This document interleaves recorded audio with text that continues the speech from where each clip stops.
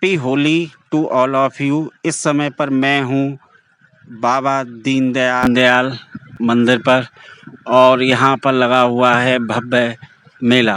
होली के अवसर पर दोस्तों यहाँ पर भव्य मेला लगा है बाबा दीनदयाल के मंदिर में। तो मैं आपको बताने वाला हूँ कि यहाँ पर प्रत्येक वर्ष होली को दुल्हड़ी के दिन निकलता है घायल का मेला। मैं उसके क्षण आपको दिखाने वाला हूँ कि घायल का मेला निकलता है, किस तरीके से निकलता है और क्यों निकलता है, यह भी मैं इस ब्लॉग के माध्यम से आपको बताने वाला हूँ। तो बने रहिएगा मेरे साथ में दोस्तों। बाबा स्वामी दीनदयाल महाराज जी का मंदिर मोहल्ला मदार गेट अनूप शहर में स्थित है और यहाँ पर प्रत्येक होली के अवसर पर प्रत्येक वर्ष घायल का मेला निकलता है। दोस्तों घायल का मेला जैसा कि इसके नाम से प्रतीत होता है, घायल अवस्था में एक व्यक्ति की शोभा यात्रा निकलती है, वो बाबा के दरबार तक जाती है और वहाँ पर अपना बाबा के दरबार में हाजिरी लगाई जाती है। घायल व्यक्ति जिसको घायल का प्रतिरूप बनाया जाता है, उसका आप रूप देख पाएंगे इस ब्लॉग में कि काफ़ी विभत्स होता है, एक तरीके से डरावना होता है। तो यहाँ पर कई प्रश्न उठते हैं, कई सवाल जन्म लेते हैं कि आखिर क्यों कोई व्यक्ति घायल अवस्था में बाबा की समाधि तक हाजिरी लगाने के लिए जाता है। तो दोस्तों आप और हम सभी जानते हैं कि सही हालत में तो भक्त लोग मंदिर में दर्शन करने के लिए जाते ही हैं, लेकिन यह एक विचित्र कहानी है जिसमें एक घायल अवस्था में व्यक्ति जो प्राचीन काल में कभी सैनी समाज से हुआ करता था, वो आता है बाबा के दरबार में अपनी हाजिरी लगाने के लिए। घायल अवस्था में आने का उसका एक रीज़न है, कारण है, जो मैं आपको बता रहा हूँ। उस पर एक केस चल रहा होता है, जहाँ तक मुझे जानकारी प्राप्त हुई है दोस्त। तो वैसे एक रहस्यमय बात है, काफ़ी पुरानी बात है, इसका सही से कुछ आकलन हो नहीं पाया है, लेकिन जहाँ तक मुझे जानकारी प्राप्त हुई है, वह व्यक्ति उस व्यक्ति पर केस चल रहा होता है और उस पर आपराधिक मामले कई सारे दर्ज होते हैं। वह पुलिस कस्टडी से मिन्नत करता है, विनती करता है कि मुझे बाबा के दरबार में हाजिरी लगाने के लिए जाना है। अगले ही दिन उसके विपक्ष में जज फैसला सुनाने वाला होता है, लेकिन वो जब मिन्नतें करता है तो उसको बाबा के दरबार में हाजिरी लगाने की अनुमति प्रदान कर दी जाती है। बहुत ही घायल अवस्था में वह आता है और अपने ब्लड का, अपने रक्त का बाबा के दरबार में आकर के दान करता है, डोनेट करता है अपने ब्लड को कि बाबा मैं आपके दरबार में इस अवस्था में आया हूँ, घायल अवस्था में, और मेरे पास में आपके लिए देने के लिए इस समय पर कुछ भी नहीं है सिवाय ब्लड के। तो वो अपने बाबा के दरबार में आकर के, बाबा के मंदिर में आकर के अपना रक्तपात करता है, अपने जो भी उसके हाथ में उस समय पर हथियार होते होंगे, सुआ या कुछ भी तलवार वगैरह, उनको अपने शरीर में और मारता है और बाबा से मिन्नतें करता है, रिक्वेस्ट करता है कि मुझे ये केसेस मेरे ऊपर जो लगे हुए हैं उनसे छुटकारा दिलाइएगा, क्योंकि मैं निरपराध हूँ, मैंने कोई अपराध जानबूझ करके नहीं किया है।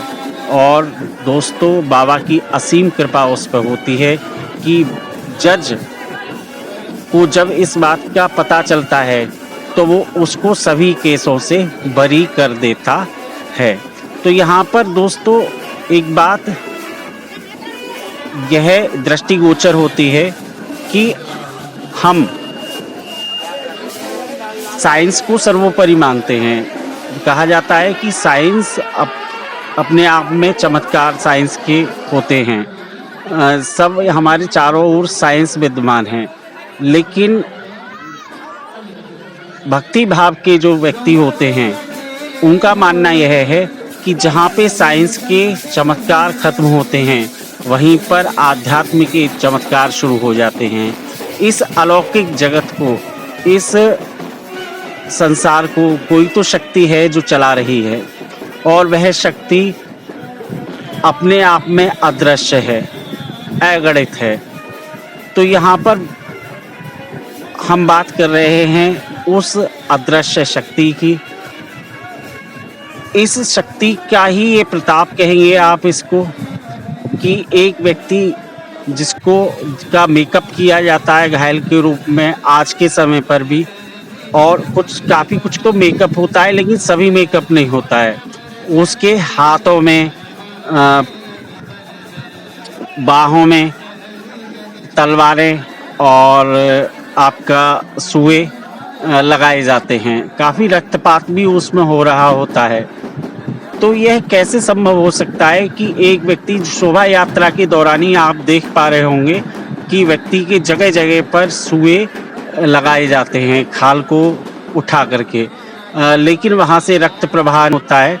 बाबा की जो भभूत होती है वो उसको सुआ लगाने के बाद में उसके जहाँ पे सुआ लगा करके निकाला जाता है वहाँ पे मल दी जाती है, और इस तरीके से कोई भी रक्तपात हमको देखने के लिए नहीं मिलता। और तो और अगर हमारी थोड़ी सी भी चोट लग जाती है तो हम घायल अवस्था में चलने फिरने में अपने आप के लिए असमर्थ महसूस करते हैं और साथ ही साथ रेस्ट लेते हैं।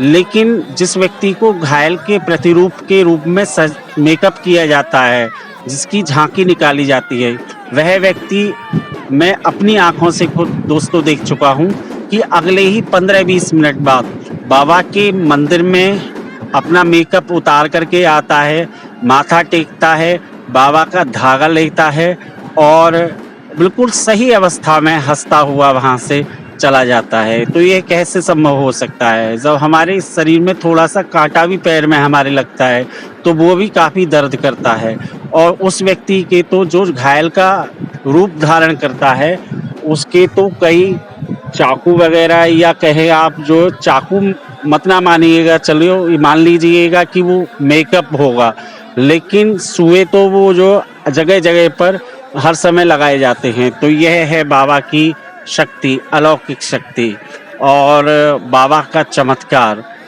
जो अपने भक्तों की, अपने शरणागत आए हुए लोगों की हर हाल में रक्षा करते हैं।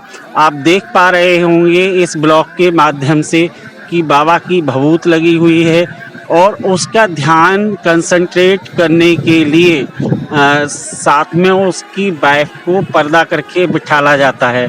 तो बड़ा ही रोमांचक ये मेला लगता है, इसमें काफ़ी भीड़ भी इकट्ठी होती है। आप देख पा रहे होंगे कि उसके मुंह में भी तलवारें वगैरह लगी हुई होती हैं, बहुत ही विभत्स। एक बच्चा अगर इस रूप को देख ले किसी व्यक्ति के तो वो डर जाए।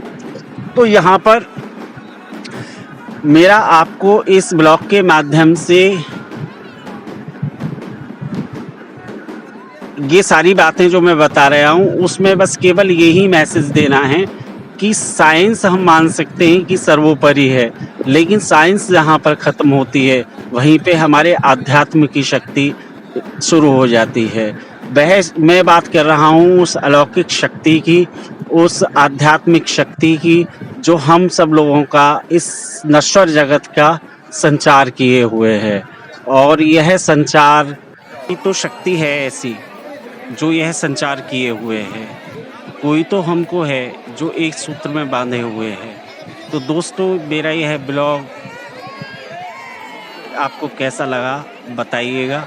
इस ब्लॉग के माध्यम से मैंने प्रयास किया है हमारे समाज में चल रही एक ऐसी प्रथा का, जिस प्रथा के अंदर हम ईश्वर के प्रति अटूट विश्वास, अटूट श्रद्धा को देख पा रहे हैं। यहाँ हम देख पा रहे हैं कि साइंस चाहे हमारी कितनी भी डेवलप क्यों नहीं हो गई है, लेकिन कहीं ना कहीं आध्यात्म का भी आध्यात्म जो है वो आपके साइंस से काफ़ी ऊपर है, परे है, जिसको हमें समझने की ज़रूरत है। ये सभी आध्यात्मिक शक्तियाँ ही हैं जो हमको ऐसे एग्जाम्पल्स देखने को